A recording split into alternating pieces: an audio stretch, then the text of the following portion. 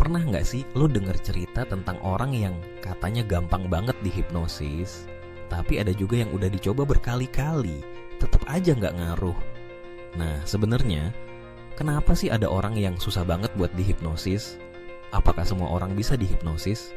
Terus, buat yang susah, ada nggak sih cara biar akhirnya bisa juga ngerasain yang namanya hipnosis? Yuk, kita bahas bareng-bareng, santai aja kayak lagi nongkrong di warkop. Pertama-tama, kita mesti ngerti dulu nih, hipnosis itu apaan sih sebenarnya? Banyak orang mikir hipnosis itu kayak sihir, kayak di TV yang orang tiba-tiba lupa nama sendiri atau ngikutin semua perintah hipnotis. Padahal, hipnosis itu sebenarnya adalah kondisi pikiran yang sangat fokus dan rileks. Kayak lo lagi bengong tapi tetap dengar suara di sekitar. Dalam kondisi ini, pikiran bawah sadar lu jadi lebih terbuka sama sugesti atau saran dari si hipnotis.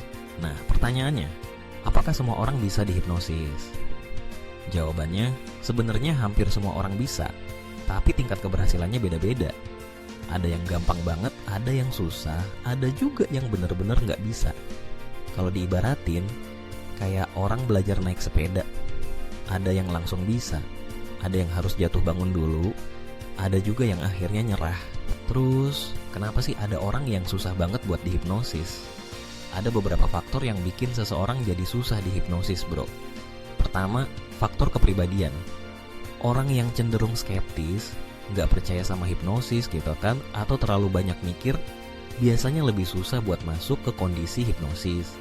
Misalnya, lu tipe orang yang nggak gampang percaya sama hal-hal baru, pasti pikiran lu bakal ngelawan terus waktu dihipnosis.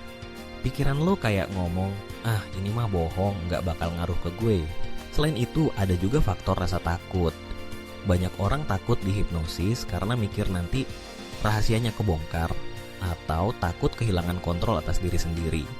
Padahal, sebenarnya selama dihipnosis, lu tetap sadar dan bisa nolak sugesti yang gak lu suka. Tapi rasa takut ini bisa bikin lo jadi tegang dan akhirnya susah masuk ke kondisi rileks yang dibutuhin buat hipnosis. Faktor berikutnya adalah konsentrasi. Hipnosis butuh fokus, bro. Kalau lo lagi banyak pikiran, stres, atau nggak bisa diem, ya susah buat dihipnosis. Bayangin aja, lo lagi duduk di kursi, tapi pikiran lo kemana-mana, mikirin kerjaan, tugas kuliah, atau mantan yang belum move on. Gimana mau fokus? Ada juga faktor pengalaman sebelumnya. Misalnya, lo pernah dihipnosis tapi gagal, akhirnya jadi trauma atau males nyoba lagi. Atau pernah lihat temen lo dihipnosis, malah diketawain, jadi lo takut dicengin juga. Hal-hal kayak gini bisa bikin lo jadi defensif dan gak mau ngebuka diri buat hipnosis. Nah, terus gimana dong caranya biar orang yang susah dihipnosis akhirnya bisa juga? Pertama-tama, lo mesti percaya dulu sama prosesnya. Kalau lo udah niat dan mau ngebuka diri, itu udah setengah jalan. Coba buang jauh-jauh pikiran negatif atau ekspektasi berlebihan.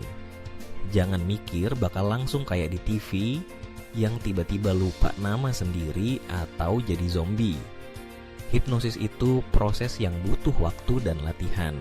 Kedua, cari hipnotis yang lo percaya dan nyaman buat ngobrol. Kadang, rasa gak nyaman sama hipnotisnya bikin lo susah relaks. Kalau lo udah ngerasa klik, biasanya prosesnya juga lebih gampang. Anggap aja kayak ngobrol sama temen, jadi lo gak tegang. Ketiga, latihan relaksasi. Sebelum dihipnosis, coba biasain diri buat tenangin pikiran. Bisa lewat meditasi, pernapasan dalam, atau dengerin musik yang calming. Semakin lo bisa relaks, semakin gampang juga masuk ke kondisi hipnosis. Keempat, jangan buru-buru. Kadang orang pengen hasil instan.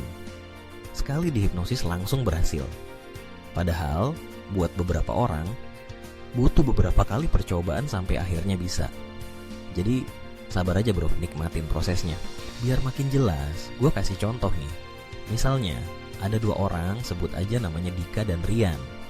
Dika orangnya santai, suka coba hal baru, dan gak terlalu mikirin omongan orang. Waktu dicoba dihipnosis, dia gampang banget masuk ke kondisi rileks. Sugesti dari hipnotis juga langsung ngaruh. Akhirnya, Dika bisa ngerasain manfaat hipnosis. Misal buat ngilangin kebiasaan buruk atau ngurangin stres. Sementara itu, Rian orangnya skeptis, nggak percaya sama hipnosis, dan takut kehilangan kontrol. Waktu dihipnosis, pikirannya terus ngelawan, ini beneran nggak sih? Jangan-jangan gue dipermalukan. Akhirnya, dia jadi tegang, nggak bisa fokus, dan sugesti dari hipnotis nggak masuk. Setelah beberapa kali dicoba, akhirnya Rian ngobrol dulu sama hipnotisnya, dijelasin prosesnya, dan dikasih latihan relaksasi. Lama-lama, Rian mulai percaya dan ngebuka diri. Akhirnya bisa juga dihipnosis walaupun butuh waktu lebih lama dari Dika.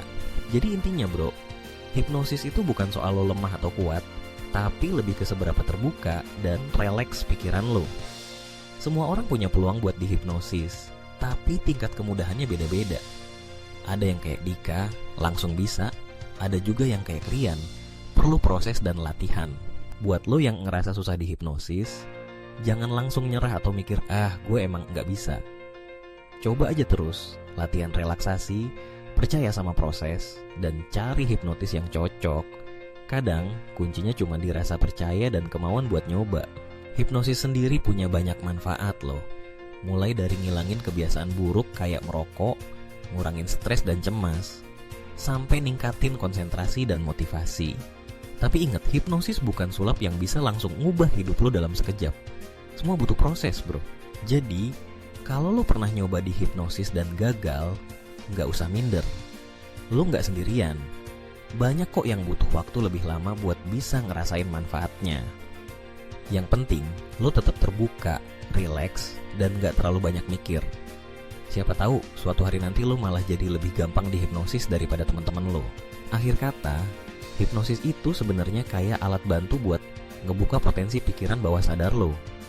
Semua orang punya peluang buat dihipnosis, tapi nggak semua orang langsung bisa. Kuncinya ada di diri lo sendiri.